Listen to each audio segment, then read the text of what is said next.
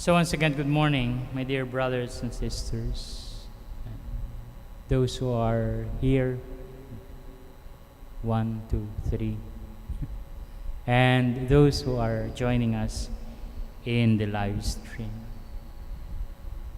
One time I was asked by our superior in Hong Kong to pick up a confer from the airport, Father Keller, who was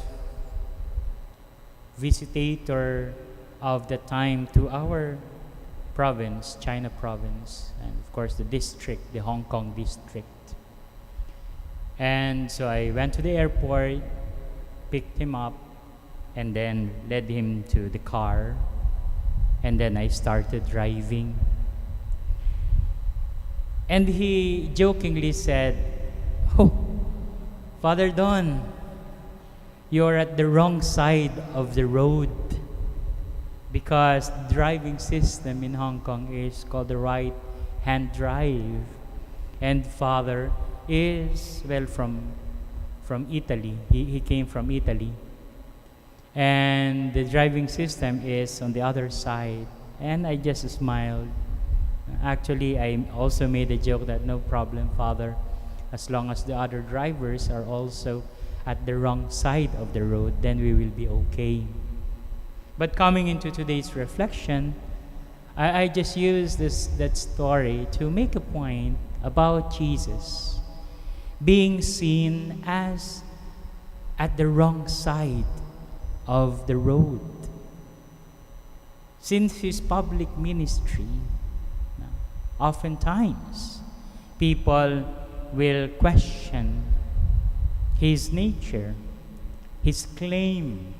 Others claim that he is the Messiah, that he is the Son of God. It is even a question he raised to his disciples about his identity.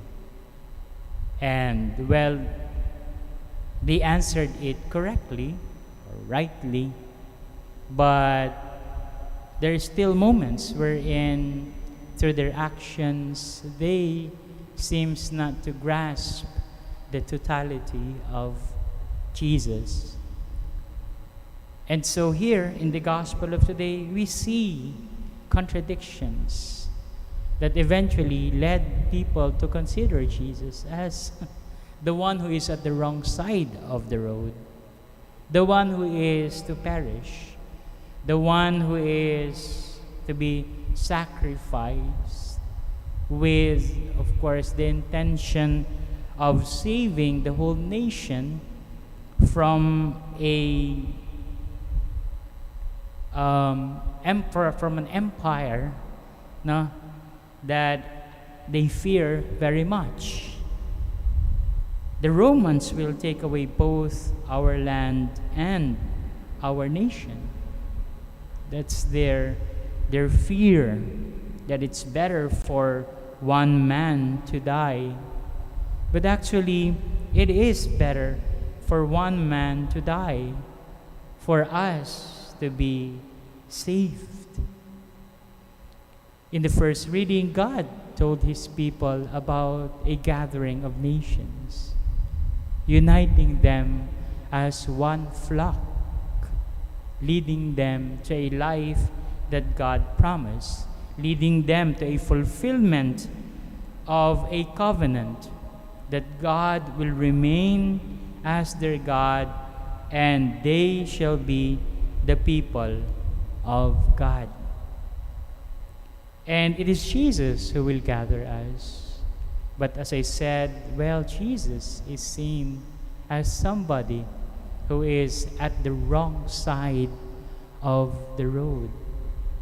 But in the course of time, Jesus proved himself as not at the wrong side of the road, but the one leading us to the road that will bring us to God, that will bring us closer to God. And so in our reflection, how do you see Jesus? Or what are the fruits of being faithful to Jesus? Following His commandments, believing in His teaching about God the Father, about life, about community, about relating to one another. Or there are times that we see Jesus as, Lord, ano ba? Why? Why there are times that we doubt you? Why there are times that we are stubborn on what you are asking us to do? And you know, dear brothers and sisters, today is the considered as well the last day before the Holy Week. And we will reflect more on the life of Jesus, especially on His death, on His suffering, on His Calvary, on the road He has taken, so that we will all be saved. There was a question in the end part of the gospel. What do you think? That He will come out for the feast? And the answer is yes. He will come out because nobody could stop Jesus from doing what the Father has asked us to do. Nobody could stop Jesus in taking that road, no matter how difficult it was, so that you, we, the beloved children of God, will be saved. That through Jesus, we will be brought to the life He promised. Amen.